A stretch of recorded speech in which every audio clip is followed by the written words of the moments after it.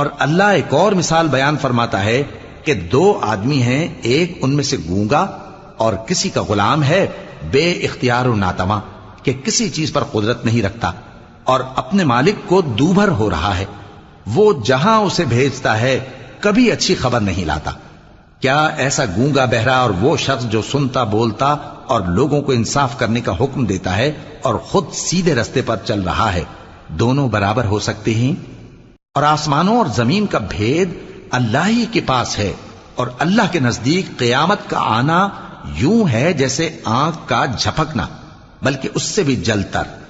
کچھ شک نہیں کہ اللہ ہر چیز پر قادر ہے۔ اور اللہ ہی نے تم کو تمہاری ماؤں کے شکم سے پیدا کیا اس حال میں کہ تم کچھ نہیں جانتے تھے،